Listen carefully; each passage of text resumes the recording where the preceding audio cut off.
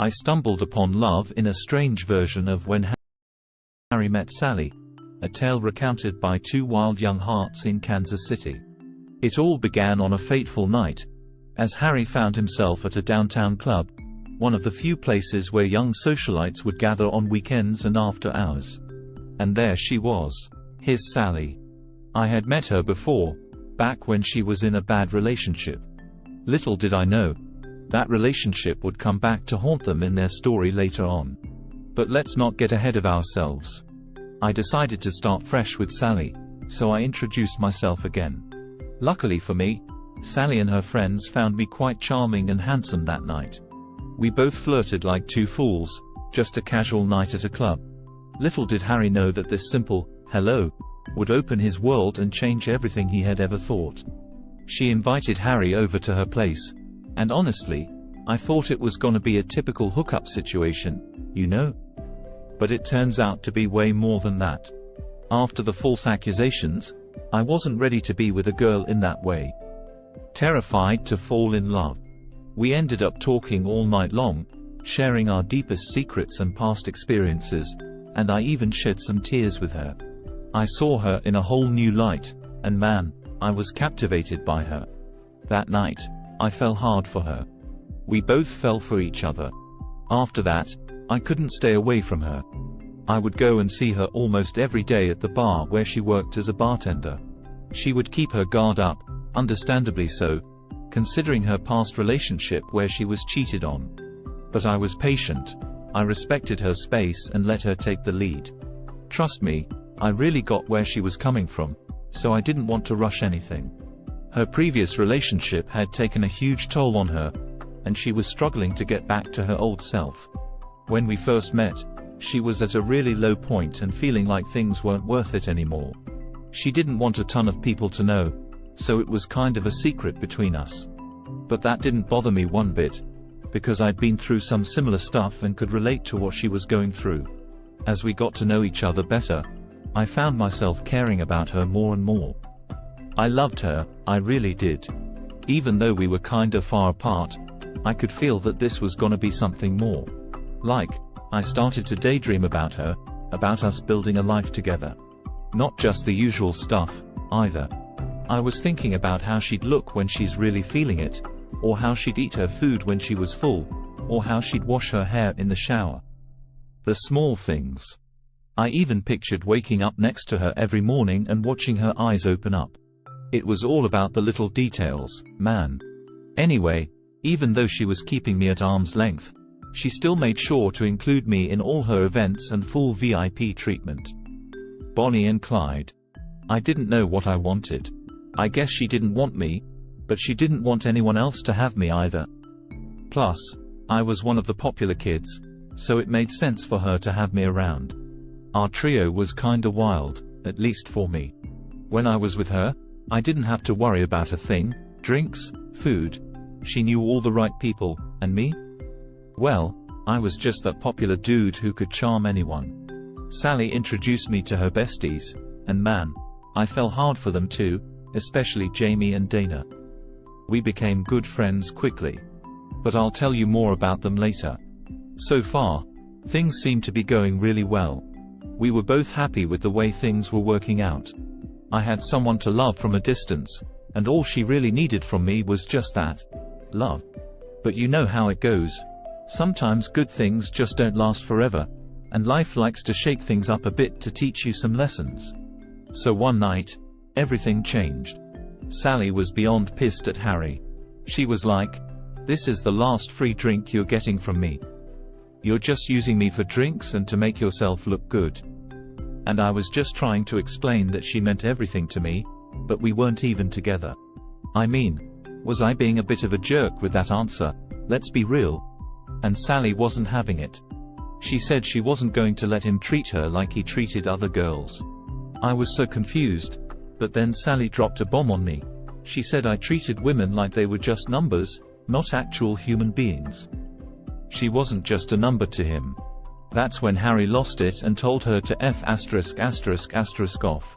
I didn't want or need anything from her, so I stormed out before she could see me break down in tears. But I couldn't just leave things like that. I couldn't move on. I had to let her know how I really felt. So, like every lovesick dude in a rom-com, I wrote her a love letter. Man, it took me 2 days and no sleep to complete that letter. But that was easy part, the hard part was to give it to her. So I decided to man up and head to the bar where she worked to give her the letter. But I wasn't ready to face it just yet, so I asked her to read it later. I mean, I like to think of myself as a tough dude, but let's be real, I wasn't ready for her reaction when she read it. And then, days went by.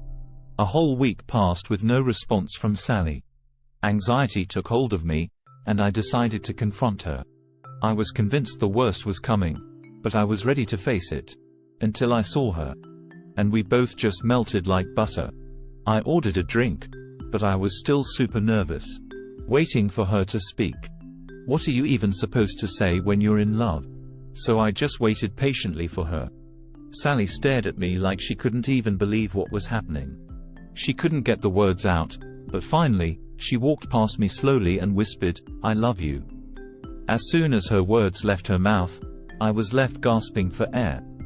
I couldn't move. Sally had just told Harry that she loved him. And Harry felt like he was floating on air. I wish I could say that was the beginning of a great love story, but it wasn't. I knew Sally had her limits, her walls went up higher. She'd been through some real tough times. In just a few months ago, she lost her baby, survived a nearly fatal car crash, and was assaulted. It was like the weight of the world was on her shoulders. But I understood. I had already seen how things would be. So for a year, every morning and every evening, I told her, "I love you." We'd text each other, "I love you," all the time, like a couple of young lovebirds experiencing love for the first time. We even played that silly game of, "You hang up. No, you hang up." I called her LL, short for my Lil Light. And yeah, I'll admit it, I once left her a voicemail where I sang, "You are my sunshine, my only sunshine," and all that. Our love was from a distance, but it was always love. Every time I said, "I love you," she said, "I love you," back. And as time went on, I watched her transform into a completely different person. Our love, my love for her, had helped her grow in ways she never thought possible. Her friends and family said I saved her life. I never imagined just how powerful love could be. I watched her change right before my eyes. From death to glowing. It changed me, too. We could never go back to who we were before.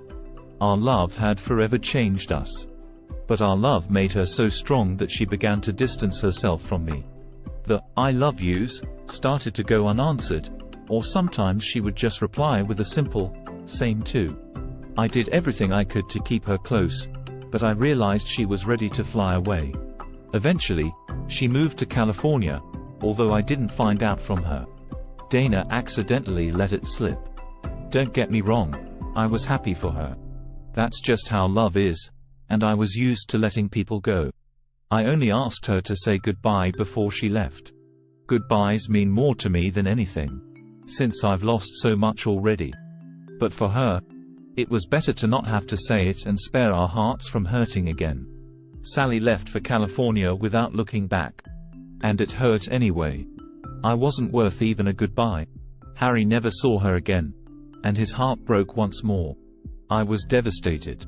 I fell into a deep depression and started drinking again. It was enough. This world has taken everything I had ever loved from me. My dog? Dead. My father? Dead. My family? Unworthy. Not to be trusted. My car? Towed. My house? Lease up.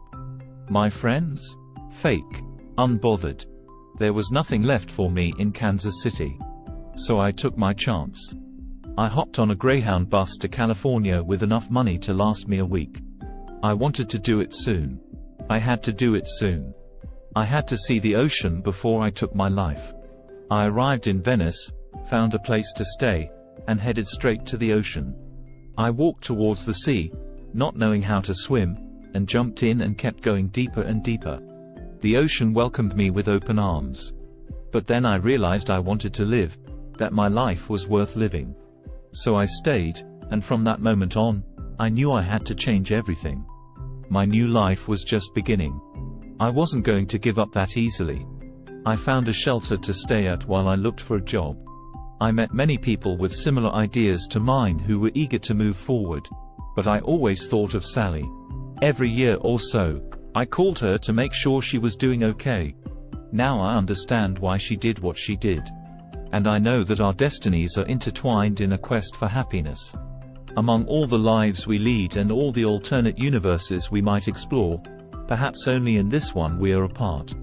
I finally let her go, with a smile on my face, and burned the love letter I wrote her years ago. Not out of hate or anything bad, just to let her go. To make her free. I had always believed that if Sally and I were meant to be together, the universe would find a way to bring us together again. If not, she would find happiness with someone else. And you know what? She met someone. And I guess he's perfect for her. At that moment, I understood that Harry and Sally needed each other, but not as lovers. As friends. Loyal to each other. Strong enough to help. Strong enough to give. Strong enough to love in any way possible. Because that's how it is. Love comes in any way, any form. I learned two things. Don't die with your music still in you, whatever that is, and test fate at your own demise. And sometimes you have to accept it and find what's worth fighting for. Without her leaving, I know I would have never left Kansas City, a place that killed my uncle, my father, and almost me.